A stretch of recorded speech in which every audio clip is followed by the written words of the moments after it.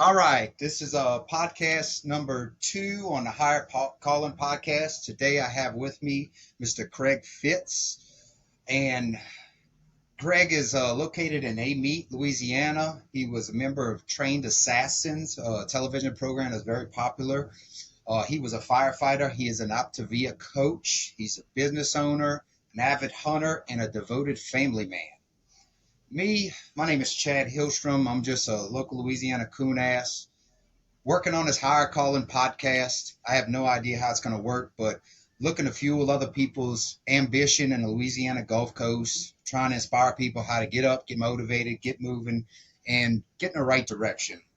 Showing other people how to find their purpose, helping other people excel in life, and trying to find a way through the darkness with some of the people that I kind of found on this podcast and I'm inviting by to show how they found their way through the darkness.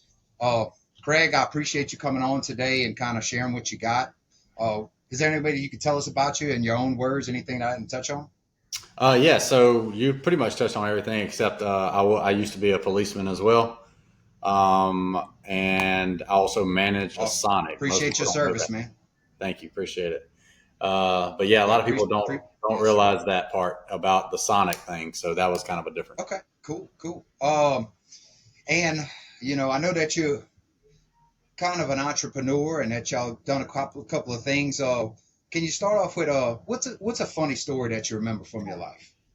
All right, so something funny that a lot of people actually do know this about me, but about 10 years before I married my wife, Jansen, I told her that if we weren't married in 10 years that we would marry each other, and it literally happened, but not in that manner. But it did actually happen that way. So a lot of times we laugh about that a lot because she did not like me at the time. She thought I was aggravating. So fast forward 10 years later, I spoke it into existence, I guess. So that's something pretty cool. Come on, like a Cinderella story. Were you pulling up pigtails? Yeah, pretty much. Yeah. Oh gosh, that's funny, man.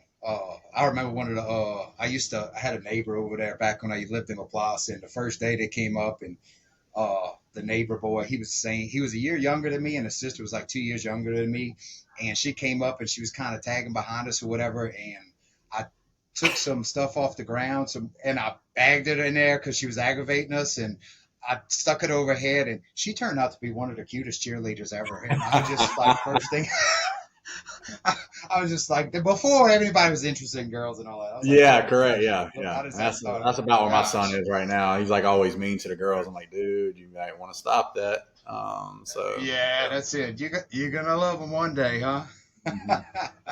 That's Yep. right. All right. Yeah. So, entrepreneur. As I guess how I can describe you, I see a lot of things that you're doing. I love it. I love to see people moving forward, no excuses, taking ownership of stuff. Is uh, is that the calling that you felt on your life, or what do you feel the calling is on your life?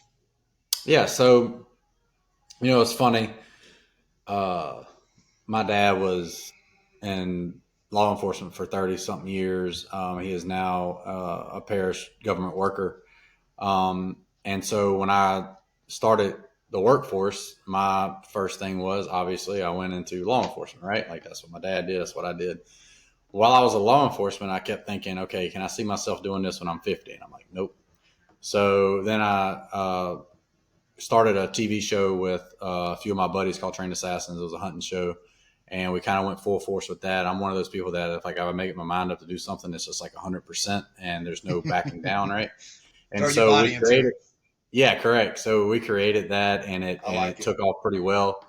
And during that time, I became a fireman to help me with that lifestyle and that schedule and being able to go places and things like that. Well, even when I was doing the TV show and I was doing the fireman thing, I remember thinking, when you're 50, can you see yourself doing this? And I kept saying, no, it's not. Like, that's not what I want to do. Right. And so, and then eventually, I started working in the hunt industry. I sold advertising for different platforms. I also worked in the marketing department for a few different companies in the outdoor industry. And by normal standards or by everyday standards, I was successful in that industry, right? And but again, I was sitting there going, when you're 50, is this what you want to do, right? Like I remember it always came up, and so eventually I was like, no, that's not what I want to do. What I want to do is I want to do what I want to do. I want to be able to be in charge of what I create, and also in charge of my schedule to where if I want to go to my kids' games, I can go to my kids' games. If somebody's telling me to go somewhere, I don't have to go somewhere. It's on my terms, right? Based off of what I'm building. And so I quickly realized that is exactly what my calling is to create things and to build things. And that is Awesome. what I enjoy most. But in turn of that, what I didn't realize was going to be, which is actually what my calling is, what I truly think my calling is now, is I enjoy helping others do that. Right. That is Awesome. what I literally get joy out of. And so my calling, I truly believe, is helping others see that they have more potential than what they see in themselves. Yeah, and that's awesome, man. Because you know, the Lord told me a long time ago. He says, you know, you lose the fire in your life if you don't help to light fire in other people's lives. Mm-hmm. You know, because we all get on fire from time to time. You know, and you know everybody gets in that spot like this is it, and like you'll simmer down. But if you're constantly, you know, helping people and you see it in their eyes, dude, that's something that's amazing. Yeah. And I think that's something we see in our kids almost, Mm-hmm. that whenever you know, because you kind of lose the newness on stuff, and you kind of everything loses luster. But when you see it through your kids' eyes, or like somebody who's just discovered something, I think that's that fire, man. But That's right. you know, and that's funny because you know, you talk about you couldn't see yourself, you know, hunting for a living when you're 50. You know, most guys, that's what they want to do when they retire, right? Yeah. Well, hunting is one thing, but see, a lot of people that are so funny talk about that them days for me. So it's funny is I still hunt and I love hunting. That's one of Sure. my that is my favorite pastime by far. But it is nice that if I wake up at 4:30 in the morning and I don't want to go hunting, I can go back to sleep. Where for 10 years of my life it was it really don't matter if I want to sleep in. I had to go, right? That was a totally different ballgame. Yeah. Also chasing or selling somebody something they didn't want or need, that was tough too. Yeah. So Right. that so it's fun now. The businesses I have now, it's pretty neat because people want what we have instead of like me going to force something to happen. So Right. it's pretty fun. Yeah. Of course, you need another vacuum. Everybody needs three vacuums. Correct. Yeah, exactly. Yeah, you just nailed it. You nailed it. Yes. And it's funny because my first podcast, my buddy Tim, and he does leather work, and he does some really intricate leather work, some really cool stuff. And I was like, dude, I said, man, if you made these, and it's kind of like hunting for you, you really enjoyed hunting. But he's like, if you made these, you'd make a lot of money. He's like, mm-mm. He said, somebody once told me, he says, you never do your favorite thing for a job, because once you start doing your favorite hobby for a job, it's Becomes a job. it's a job, and you don't want to do it. And I was like, and I never thought about that. I was like, wouldn't you want to do your most favorite thing for a job? And it's kind of like hunting for you. No, Been I there, want to done go that, buddy. Been there, and I know exactly what he's talking about. And That's everybody cool. thinks I'm crazy. They're like, "What do you mean?" I'm like, "Yeah, you just gotta be there to understand what I mean by that." Absolutely. Yeah, and that's Yep. cool. Mhm. Do you consider yourself successful? So success to me, um, to answer the question though, I do.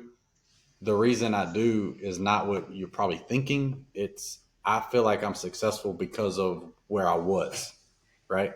Not necessarily where I am. It's more about where I was compared to where I am. But I'm not even close to successful in my mind because there's always more. And the reason that I'm really high on that is because if you don't have another level to go to, or if you don't have something else to reach for, you're dead. Meaning not dead literally, but you're dead Right. in achieving that goal, right? Or achieving going further. And so your success never gets better because in your mind you've already reached success. So no, but yes at the same time because I know where I've come from. And I will say this because a lot of people that listen to this or ever hear me talk, I've said this before, where a lot of people assume that I'm driven by successful being driven by money. It's not it at all. I'm actually not driven by money at all. I am driven by success. I am driven by, can I reach this goal? I am driven by, can I do better? I am driven by, can I do it quicker? I am driven by, can I do it better? Like that is what drives me. Creating something and it actually working and watching other people do the same thing. That is success to me. The journey. The journey is more of a success than the destination. That's Yeah. correct. I think it was Earl Nightingale. He said, success is the progressive realization of a worthy ideal. So You basically, just pulled that out of your hat. That was pretty good. And you don't even have a hat on, so I don't know where you pulled it from. I got it on the Yeah. table right away. Let me reach for it. No, but I was big on quotes, man. There's a lot of people out there. Yeah. I read a lot of books, and there's a lot of good information out there, and I watched a lot of podcasts and a lot of that stuff. It was kind of Yep. like that little sticky ball game or whatever. There was a couple of balls that actually stuck to the side of my head, and there's some fur on the side of it right over here. So I guess that's where it stuck. That's why I wore a hat because I didn't freshly shave this morning, so not like you. So Slick, huh? Yeah, buddy. And they say it takes that a person that actually gets successful and makes $1 million, it takes them about 10 ideas before they actually hit it. You know what I mean? To actually, you have so many failed ventures to get you along before one actually hits. So I mean, how many ideas do you think you actually went through before you figured out one? I didn't say that you're a millionaire. I'm just saying that that you actually found the one that was actually working and that you actually enjoyed. You know what I mean? So that is hilarious that you said that. So Is so it many really? people. You ever heard you ever heard the saying must be nice, right? Yeah. Like that's my favorite thing to talk about. But is it really nice? It's because they didn't. No, that's what I'm saying. So like it's because they didn't see what it took or the failures that happened to get to what it is, right? So if you ever find somebody that always wins, that's never failed, I stay away, right? Yeah. Because the reason is because if they always win and they never fail, when they do fail, they're not going to know how to handle it. Like that's a fact. I'm seeing that. Right. I've seen that in businesses before that I was associated with, and so what? Several failures in my life. Several. Several things I did not like. Several things I learned. So the failures that happened, I learned more from than the wins by far. So failures are not an issue at all. You kind of start. I actually told a guy this other day. He came in and was asking me. He was trying to get help on like when it was the right time to leave his job to pursue his dreams, all these kind of things, right? Mhm. Which is my passion to help people through those things. Awesome. And that's exactly what I told him. I said, man, the funny thing is once you jump off the deep end, you'll probably fail, but the next time it's easier to fail than the first time. And I said, but people are so scared of failure that they actually never jump in order to see it because it may turn to success. It may turn to whatever, but you have to make that jump or you'll never know, but you'll probably fail. But then the second time is easier, the third time is easier, and the fourth time is easier than it was the first time. And so that was a really good I guess topic right there. That was fun. That's awesome. Yeah, and I heard Steve Harvey say this, and he said there's one thing I can guarantee you. He said you have to jump off the cliff for your parachute to open. And he said you're gonna have to run, and you're gonna have to risk it all for your parachute to open. He said you can stay where you're at, and you can have exactly what you have. But if you want more, you got to take that leap of faith. And that leap of faith, that risk is what it's going to take to actually get you to your goals and have you succeed. And you're going to learn some things. You're probably going to hit some rocks on the way down before that parachute opens. You're going to scrape your knee. You're going to have to pick yourself up. But, just like you're describing, we're going to fail our way to success one way or the other. And my son, that's right. He's about to graduate high school. And I said, what you going to do, son? He said, I'm going to go into plants like you, Daddy. I said, why would you want to do that? He says, I want to make that easy money. And I'm like, I said, you see 25 years of scrapes and bruises and sweating and body aches and heat exhaustion and standing my Nomex uniform up in the corner because it's got so much grease on it. You don't even need a body inside of there to hold that thing up. And you think it was easy money? I got you, buddy. I'm glad you think that's the way it goes, you know? Yeah. Mm-hmm. Yep. But that's awesome, man. It's like, but like you said, everybody sees the final product and they think it's easy, you know? But I'm glad you shared that. Yeah, it's true. What would you say to people who are struggling to find their purpose, or let's say their higher calling in life? All right, so I don't know if this is what I would say to them, but here's how I can tell you if you have something more and you don't know if you do. Is I used this the other day as well when I was talking to that guy, and I was like, man, that's actually, and he was shocked that I knew this about him because I don't know him. And I said, I guarantee you've never been in a job for more than 3 years before you were ready to leave. And he was like, it's like, how do you know that? I was like, because if you have an entrepreneur spirit and you have and you want more and you know there's more out there, you're never going to be satisfied at a job. Like, it's just not going to happen. Like, I was there. Like, every time I would hit 3 years, I would be like, okay, what's next? Like, it's just like, I gotta move forward. There's something else out there. This isn't what it is. Right. And so I will tell you, if you're that kind of person, you probably have that more higher calling, as what Chad's calling it, which I love the name of that, by the way, because that's exactly how I felt my entire life. That's how so many other entrepreneurs that I've talked to felt their entire life. And so that's why it was so easy to literally nail it whenever I was talking to that guy, because he had what he was saying sounded just like I did whenever I was in the workforce, whenever I was working for the parish, when I was working for the government, which is nothing wrong. Like, you'll hear speeches I've said all the time. Nothing wrong with that. There's nothing wrong with that. But if you feel like there's more to it than that, then I always recommend finding a way to figure out if that is it or not. Yeah, and that's kind of my whole thing is like with this, and it's kind of play on higher calling from God, a higher calling on yourself, but like I've always felt that like there's something else, there's another level, there's something else I can help, there's somebody, and that's one of my things is I'm built to serve people. I'm a pack mule, and like I've some ladies had say I was raised upright, but I open doors and I try to help people. And Miss Jerry from church, she said, "You remember the first time you met me?" And I said, "No." She says, "You came up to me at Walmart and you helped me put my bags in the back of my car and you didn't even know me." I said, "Really?" She said, "Yeah, you did." I was like, "I don't remember." She says, "I do." And it's just that that's when you know you do it a lot, Chad. I don't know about that. I've always been running around like a chicken with my head cut off, Greg. Sometimes there's a lot of nothing, you know what I mean? Yeah. But I appreciate it, brother. I'm trying. What would you say to the 18-year-old version of yourself? And would he listen if you said something to him? I'm gonna start backwards. I would not listen. Okay. And the reason I know that I would not listen is because I was not ready. Yeah. And that is what I can say is I've helped coach a bunch of people over the past 5 or 6 years, and a bunch. I mean, like, well into well over 1,000, right?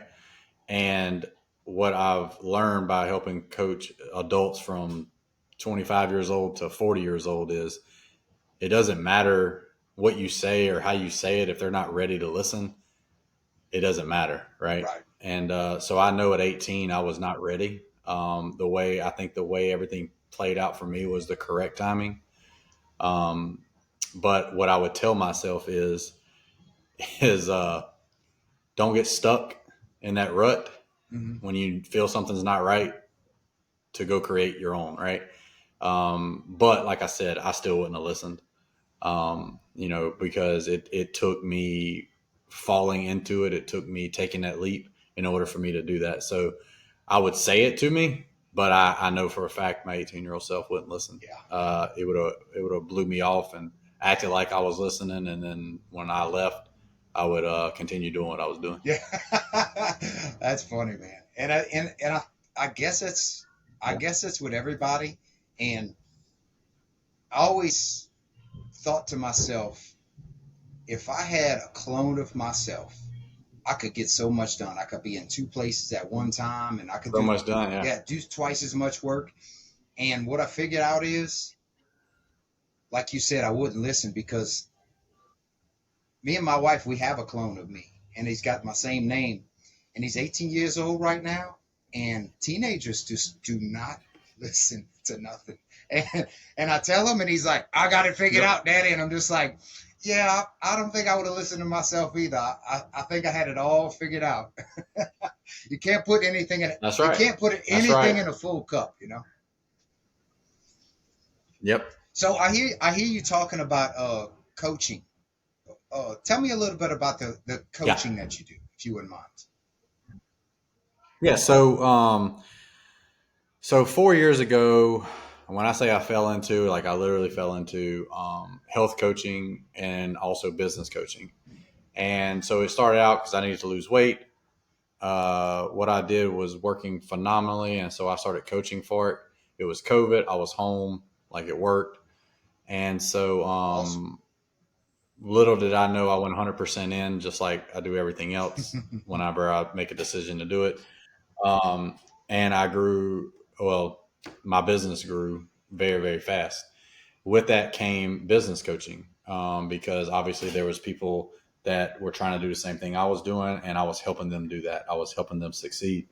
And so business coaching turned into life coaching sometimes, and trying to help people, make that mindset or change that mindset to from an employee mindset to an entrepreneur mindset, which is, in my opinion, the biggest transition for someone to make in life. It's just like you talked about quotes earlier. Here comes one that I did. Because one of the biggest things from an employee mindset to an entrepreneur mindset, in my opinion, is employees go on vacations and entrepreneurs go on trips. Mm, What I mean by okay. that is like an entrepreneur's life should be a vacation. I don't mean that like always party, right? I don't mean Sure. that. What I mean is if you're doing what you love every day of your life, then you don't need a vacation from that. And so my quote that I came up with is, um, if you take a vacation from your dreams, then your dreams never become a vacation. And so that is the Okay. difference in from an employee mindset to an entrepreneur mindset. It's a hard transition. So one of my biggest things that I try to do was to help people or coach them in order to realize that you're not an employee anymore. You're an entrepreneur trying to make a better life for yourself. Quit treating this like an employee. Quit waiting on somebody to tell you what to do, and instead just go do it because it's your business. It's no longer somebody else's that you're working for. You're working for yourself now, and if you're not going to do it, no one else is. And so that was kind of the coaching that kind of came very organically, I guess you would say. Which then I realized that is my passion. My passion is helping others realize that potential of them. I'm not saying everybody has that because they don't, and I'm just being very frank. Like after coaching so many people, I realized that some people just are okay with being, you know, 9 to 5, Monday through Friday, working for somebody for Oh 30 yeah. years, and there's nothing wrong with that. My parents were that way, and that's great, right? Sure. Like, there's nothing wrong with that. That's Yeah. unbelievable. Um, but there's some people that are miserable doing that, right? And so the Absolutely. people that are miserable doing that are the ones that I love to help figure out a way to get out of it. Yeah. And I mean, there's some people they're just built to, like you said, to work 9 to 5. Buy a car, buy a house, and just just coast on through life. But there's some people that they Right. feel that there's something else out there. And that's awesome that you're out there helping people. So Yeah. do you help people with just any kind of business, startup, or Hmm. kind of excel and get better, or what? That's my ultimate Okay, goal. okay. So That is my ultimate goal. My ultimate goal is to um, have a business consulting company. good. Um, every day I get people pushing me to try to do it, and I'm not saying it won't happen. Like I do, I have a couple of people I'm helping right Good. now, but I don't go full force with it. So maybe if you if you had some people listening on here, maybe my life will get busier really quick. But I hope I will tell I you hope it that. gets out there, man. I hope we can help some people and get them excited, brother. I promise you. Y'all go Oh see man, Craig no. All Fitz. jokes aside, Y'all go see Craig, man. He gonna hook you up, man. Yeah. that is. I said this the other day on a Zoom that I was on with a new location starting for our Ivy Wellness Lounge that we Mhm. franchised. I was on the call with them, and I said that was my ultimate. Like that would be what I would love to do because now I'm helping these people create their own business under our franchise, and I love For doing that. sure. Like, but I would love doing it for anybody, right? Like, I just love doing it. So, That's good, man. It's always good to have something that you really enjoy, man. And if you could help people, that's the ultimate thing. Um, what do you consider one of your greatest victories in life? And what about your greatest learning experience? um, greatest victory in life, no doubt, is it just sounds so cliche to say, but it's so true. Because I mean, if it wasn't true, then it probably wouldn't be a Mhm. cliche. But I mean, my family and obviously my salvation. Amen. Um, Amen, brother. my I guess my dad's a pastor, and uh, so my dad, for lack of better terms, aggravated the tar out of me for Praise years, God. Praise right? God. And I did not realize. Yep, I didn't realize that the seeds were being dropped, and then one day somebody watered it, and I took it, and I was like, Yes. "Whoa!" Like all these things he's been telling me, like what the heck? Like it all just made sense, right? So, Praise God. so that victory, and then obviously my Yeah. family. So, um, has been incredible. What I've learned is the biggest lesson I've ever learned in my entire life. I learned about 3 months ago, and that is I cannot do everything. Um, that was a big thing for me. Hmm. It hit me hard. I got tired. I got worn Yeah. down, and it was because I was trying to do everything, and I didn't realize it until somebody brought it to my attention. So that's another Okay. thing that was a big lesson in my life. I never realized it for 40 years of my Everybody life I was doing that, and I didn't know everybody it. needs So a team, man.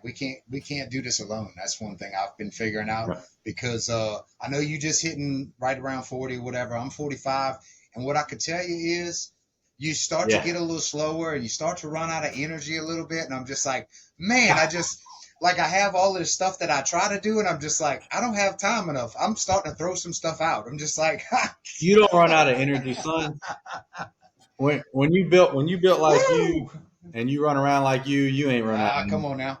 Yeah, but like you were saying, your greatest victory is your family, and I know that Papa Chips, he's a pastor, and we went to a living room reset, which was a thing that Kirk Cameron put on. He left the movie industry and he started this ministry, and it's basically the head of each family is going to be God, and then it's going to be the mother and father underneath it, the kids underneath there, and that's the way everything's ideally, set up. And once you get that in order, it makes everything a lot easier to work. Because other than that, when Yeah. everything's out of order, and a lot of people they let the kids run the household, and they kind of fall out what God has for them. And I did that for years. And me and my wife, we went through some rough times whenever we weren't operating in that facet. And after we gave him the glory and we let him kind of run everything, it brings everything a little bit easier. And my children, they get to a point where there's I pray that somebody comes into my son's life, like somebody came into my life and kind of lines me up and brings me into a spot where it brings me Yeah. back in, because I had somebody over here and they meet at the car lot of all places. And he brought me over here to this church over here, kind of got me lined up by a long drawn out story we don't have time to talk about. But it's just crazy the way things work to get you back on the right path. And like you said, the seeds got dropped and the Lord came through and watered and put soil on top of everything. And it's a great thing whenever you actually operate underneath its issue. It makes your life a lot easier. Now I will tell you, since we're on this subject, the funny part is, and this is going to make a lot of people laugh. Um, the watering was a person that I truly look up to in his Christian faith popped open a beer, and I went, oh, wow, I don't have to be a fuddy dud and be a Yeah, Christian, right? Like, all jokes aside, I laugh about that all the time. I got saved because somebody opened up a beer. Like, I'm not kidding that's about that. awesome. And so I tell that guy all the time about that. He's like, man, he's like, it was probably the one beer I drank in like 5 years. I'm like, well, it was for a reason. I can tell That you, was my because it made hey every difference, all the hey. difference. What is Jeff Foxworthy? Here's your sign. Here's your sign. That's right. Hey, well, So, did you know that Jesus' first party, where his first miracle was at? He brought the wine to the party. So the I'm just wine. saying. I'm just Yeah, saying. because if you ain't watched The Chosen, then you ain't saved, right? I got a buddy of mine, and he actually has a very technical mindset. So whenever you make a mistake, like he can't let it go, and he could never watch The Chosen because it takes a little bit of authenticity to it, and it's not against the Bible, but Yeah, it's extra biblical, and he couldn't watch it. extra. Yeah, Yeah, uh-huh. yeah, Yeah, yeah. that's It is, funny. man. I'm not like No, that. me neither. I just kind of go with it, and I mean, if it makes sense, I'm all in. I'm not going to argue with you. What do you do to stay locked in and focused? Do you have a certain group of people that you do to stay focused?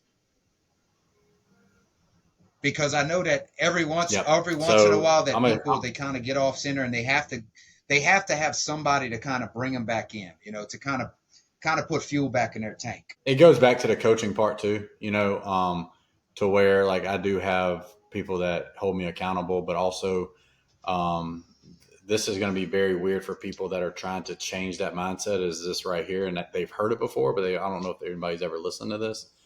You are who you hang around. Like, that is a Absolutely. fact. Like, that is, there's no way around that, right?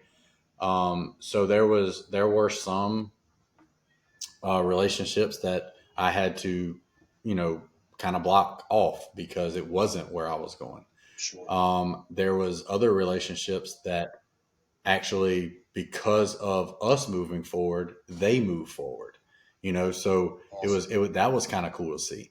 So the thing is, yes, you have to have people around your life that that are holding you accountable. And how do you find out who those people are? Here's what I can tell you. This is a fact, and I've seen this other places, and oh my gosh, it makes so much more sense. Mhm. If they are trying to hold you back from where you're going, they're not the right ones. Come on. If they are congratulating you for what you have done, they are the right ones. No one that is successful is ever going to be jealous of what you're doing. Right. They're always going to be proud of what you do. The ones that are jealous, and the ones that are always talking about you, and the ones that say, I can't believe he works that Mhm. much, and the ones that say, I mean, when's enough? Those are the ones that want to hold you back, Yeah. right? That is a fact. Because everybody else is gonna that are doing the same thing that you probably need to be around are going to be the ones that are constantly pulling you and telling you can do more and get off your lazy butt and all those kind of things. Those are the ones that I want to be around. And those are the ones that have driven me to do better. And one of those people are my buddy Slade Priest. That, I mean, I was around him forever. He was on Train Assassins with me, Mhm. but he was always doing more. He was always doing more. He was always being successful. And I'm Next like, level. man, I was like, just being around him like made me want to do more, right? Like, it's just like, I thought that was a normal thing to do. I didn't even know any different because of him, right? Like, I did that, and so that is one of the ones that kind of got me going in entrepreneur mindset, was him, because I just saw him. I'm like, oh man, that's what I want to do, right? And so just being around that person is what did that. So 100% have a clan around you that, I mean, me and Slade now, we may talk once a month, but when we talk, it's congratulating each other, talking about how Mhm. good we're doing, getting an update. And if I'm falling, he's like, man, don't worry about that. That's part of it. Let's go. And it's Right. the same thing to him, right? Like, I'll do the same thing to him. So it's a relationship like that you need to have with certain Yeah, that's people. awesome, man. And they say that you are the sum total of the five people you spend the most time with. Yeah, and Five. like if you wanna be divorced, hang around with divorced people, and if you wanna be poor, hang Of around course. poor people. If you wanna be successful, hang around successful people. And it's just And I've heard it said, and if you think about it and you actually look at it, I mean, it kind of is what it is. And, you got to watch. It is so dead on, Yeah. And I know so you dead heard on. this from when you was a kid. You are the company you keep. And I was just like, I told somebody back in the day when I was in some trouble, and this Yeah. lady told me one time, she says, you can't hang around them people because you're going to keep staying in trouble. I said, ma'am, I said, you don't know what you're talking about. I'm stronger than that. And she said, no, you're not. And I was just, and I thought I was right, and I was so wrong. Because when you're No. young and you're kind of arrogant, and you think you got it all figured out and nobody's ever done this before or nobody can do it like you. It's just it's just a learning process, man. So, that being And vice versa. You can't help but want to do more if you're hanging around people wanting to do more. You can't help it. It's right, just part of it. that's awesome. I like that. So Yep. do you have an inner circle of people that you hang around, like a group of 5 people that you hang around?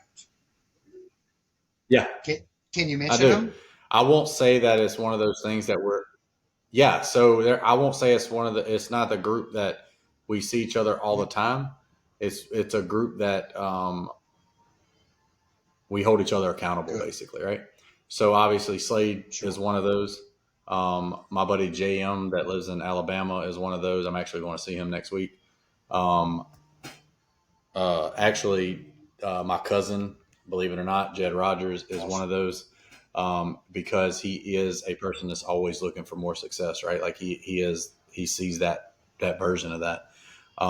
Brandon Voigt is one of them, and then Donnie Grace is another one. So those are the people that usually are my go-tos as far as like, when I need accountability or anything like that. That is who I kind of reach out to in that aspect, because I know they're not going to tell me to do less, right? Like I know they're going to tell me to do what I need to Yeah. do, because it could be easy to call somebody that I know is going to be the opposite. Yeah. To find somebody that makes you want to feel good or something like that. And, you know, do you want to stay where Yeah. you're at, or do Feel you want good to is get not to what the I need next? at that point. No, I want to get to the next level. And it's, Exactly. and it's kind of like I do I need a jujitsu. boot. I need a boot in my butt. Yeah, I do jujitsu, not because I'm trying to get Ah, a belt or anything like that. It's just I want to get better, man. I want to push myself. And, whenever you're pushing yourself to a point to where you go to a point where, where you're almost about to throw up, you kind of push it all the way to the edge of your limitations. That's awesome, man. And shout out to yeah. those guys, man, for keeping you moving, keeping you motivated, and keep pushing you to the next step, because we wouldn't be where we are without people pushing us and putting a knee in our back and a foot in our butt, and getting us moving in the right direction. Do you keep a schedule? Do you Thousand have percent. And goals that you oh set? yeah. Oh yeah. Goals are the biggest part So of my life by far. I teach on them all the time. Do what? yeah, but I, Can you I hear me keep a now? daily schedule. Yeah, you're logging back in. I keep a daily schedule, and basically, it's kind of a thing. My ideal day. If I can keep this schedule right here, I can kind of knock out most of the stuff that I need to do and I would like to do for the day. There's a bunch of musts and there's a bunch of wants to be done, and I find that's the way that I can have Yep. an ideal day and be productive. Do you find that's So I true? did an analogy on this other night on a training. 100%. I did an Okay. analogy on this exact thing, and I used golf balls and pebbles, water, and a couple of things. Like so I have the main things that I have to do during the day. I put them in first, and then I sprinkle in the things I need to do, and then the stuff that I want to do Mm, comes in at the end. But what most people do in life is they add the things that they want to do first, then they add the things they yeah. need second, and then there's no room for the things they have to do. And so that's where things fall through the I like that. cracks. Is in order to make a successful goal, to reach that goal, you have to have your have tos first. Then you can sprinkle things in. But if you start off with the wants, there's never room or time for the have to. And I always use this one. And I'm about to probably tick some people off on this one, but it's the truest thing ever. Yeah. Is Hey, and if you don't make haven't it any less realized yet, true, I'm you very know? to the point. Yeah, well, exactly. So I'm a step on toe kind of guy, right? Like that's what I feel like people need to see in order to see what they've done, right, or what they need to do.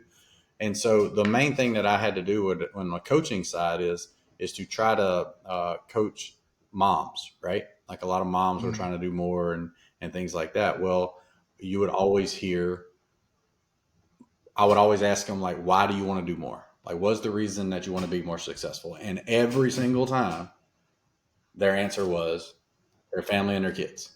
Every single time, right? That was why they wanted to do more. They wanted to help them out. They wanted better for them.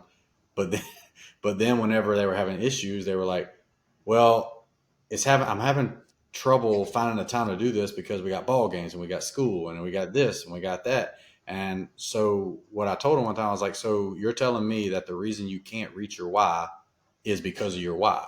Like you got to make a decision whether you're going to wake up earlier or you're going to do Yeah, this or you're not going to do it, right?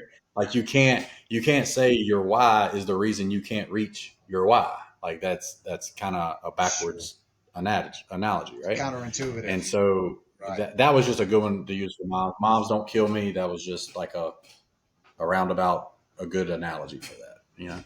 So, They're lining up but with the it's true. picket signs right now. They're lining up with the picket signs right now. Oh, I know. That's cool. It is, yeah. I've had it before. Yeah, that's cool. But That's right. then they think and Hey, they go, "Oh, wow, that's so true." Like, yeah, it's exactly. kind of like whenever you set your alarm clock off to go in the morning because you have to do something, and when that alarm clock goes off, you snooze it, you know. But whenever like it's time to go on vacation, that Yeah, alarm clock goes off. It's kind of like, oh, we got to go. Let's back up. It's like, oh, okay, you want to go do this stuff. you nailed it. You nailed it. And now Absolutely. you're still using vacation. That word's out of your vocabulary now, Chad. Strips. All right, trips, baby. Well, I was just saying it for them with the ones with the picket signs, you know. Uh, uh, um, what's one Love it. thing that you what's the one thing that you could do that you should do that you are not doing, if there is anything? Because I know you say you got a lot of motivators and a lot of butt kickers in your life that keep you moving. Yeah. So what I could do is I could like from a business standpoint, I can say that I could start doing more business consulting, and I don't do that yet. Mm-hmm. Um, and the reason is because I do have a lot going on, but I do think I could do that, and I probably should do that because I do enjoy doing it. So I would Mm-hmm. say that is one from a business standpoint. From a personal standpoint, I could and should do more. I used to do a lot of personal development every day, and I have gotten away from that a lot in the past 3 months. So I could and should be doing more of that as well, because that's whenever I was striving was or and I was whenever I was doing a lot of personal development. Whenever I was having other people pour into me more than me pouring in, because like you can't pour from an empty cup, and that's a fact. People Sure. hear that all the time again, but do you actually listen to what you're saying? And so a lot of times, like I'm at that point right now where like I'm going on a trip, and the reason is because I am empty again, right? I need to be refilled. And so I was so glad that we're doing this today because I really did need it, right? Because I always say this whenever I speak places. I'm like, a lot of times what I speak is what I need to hear. And Sure. so this was really, Sometimes really good timing. sometimes you learn a lot by teaching, you know, and it's just that it's easier for you to get Hmm. it sometimes when you break it down to steps for people and you can actually show them. And I never understood that at first, and but you know, I try to explain stuff to people, but I think you touched on this earlier. It's like not everybody wants to be exactly where you're at. They don't want to do exactly what you're doing. And some people are not meant to go on the same trip that you take. And I've heard it said that, That's right. you know, you've got people on a journey that were side by side with you and that were flying on the side with you and they kind of fell off. And you might call them or reach out to them and they kind of give you the cold shoulder. They do all of this stuff. And they say that they weren't meant to go to that altitude with you. They were just meant to be they were just meant to help you on that part of your journey. The rocket booster, And baby. They're a rocket booster. I like that. That's a good analogy, man. I like that. And I not love everybody. that speech. Yeah. And that's a ticket, man. It's just like not everybody's going to the same spot you're going. They say it's lonely at the top, but you eat better. um oh I've actually never heard that one. I like that you've one. never heard That's my that? first time. I Yeah. swear, Well, I've never heard that one. well, if you look at I've heard if you lonely look at the top, obviously, but I've never heard but you eat better. well, it's if you look at an eagle eats what he wants. You know what I mean? He don't have to worry about scrounging stuff off the side of the road. He could scoot down there and just grab whatever he wants. Oh, real quick, I heard this one time. Yeah, Is that's true. you got eagles in a nest, and this has to do with the kids. And as these do you call them eaglets or the little baby eagles? Anyway, they're in their nest, and their mom and daddy are out there feeding them. And sooner or later, they come back and bring little stuff to them, and they drop it in the nest. And as they get big, it's like they start stealing out their mouths, and these eagles are getting bigger and bigger. What the the papa eagle and the mama eagle, they start bringing wire and glass and put it in the nest, and it starts to make them more and more uncomfortable as they go along. And eventually they have to teach them how to fly. So what they do is they grab them out the nest and they take them up so high in the sky and they drop them. And that they don't know how to fly. And as they fall, they grab them up and pick them up again. And they drop them again until they figure out how to fly. And because the nest got uncomfortable, they don't ever want to go back to that nest again. And how many people had to, kind of do that on our journey, kind of teach us how to fly and try to get us uncomfortable in certain positions to, so we can kind of soar.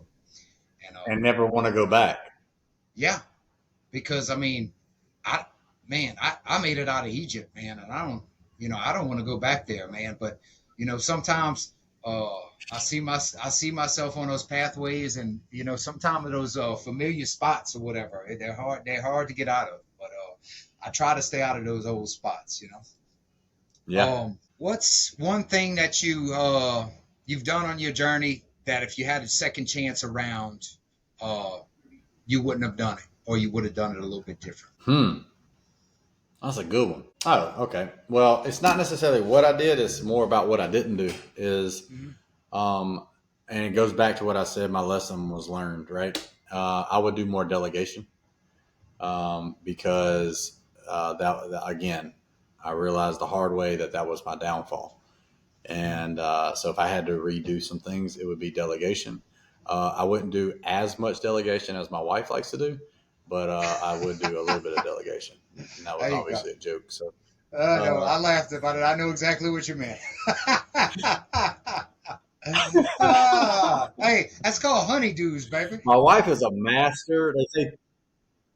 They say opposites attract. My wife is a master at delegation. I suck at it. So, yeah. Yeah. And that's the thing is women are very persuasive in their things. And whenever they tell you to get something done, they don't have to tell you again every 6 months. I told you I was going to get it done. You don't have to keep reminding me, but we end up getting it done, yeah, exactly. And, yeah. And I just praise God for eventually. my wife, yeah, keeping me moving, keeping the kids in line, because Lord knows I can't get all that stuff done. And I think it takes a man and a woman to raise a child. They say it takes a village, but you got to have a man to kind of instill that duty and that hard work and dedication, and you got to have a woman to balance them out, to love them and nurture them and all that, because I want. Whenever my kids were up, I wanted to rule with the iron fist, and my wife's like, you can't do that. And I was like, why not? And, I just praise God for them, because they help us get stuff done that we don't know about.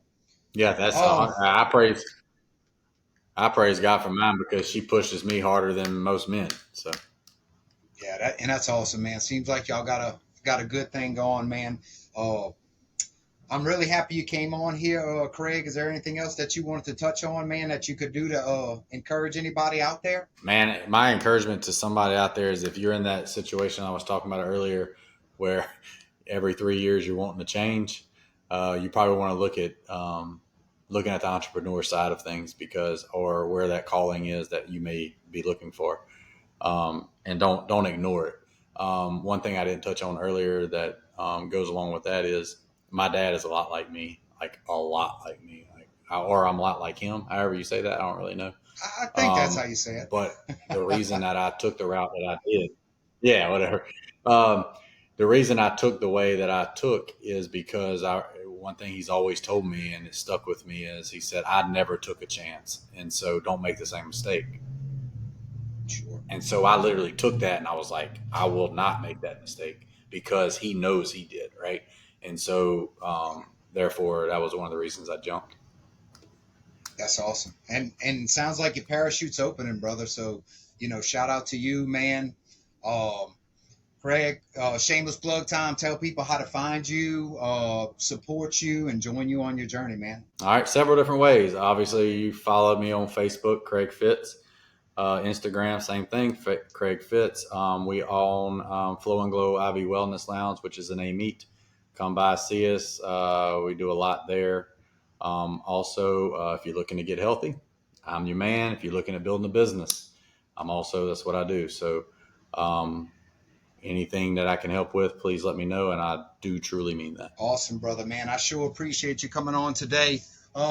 Everybody out there, like and subscribe to the channel and the podcast and get it out there so we can spread love, support Louisiana and our brothers and sisters out there. Uh, it'll help the algorithm. It'll get it out there. Freely give because freely we received. And thanks until next time. Thanks a lot.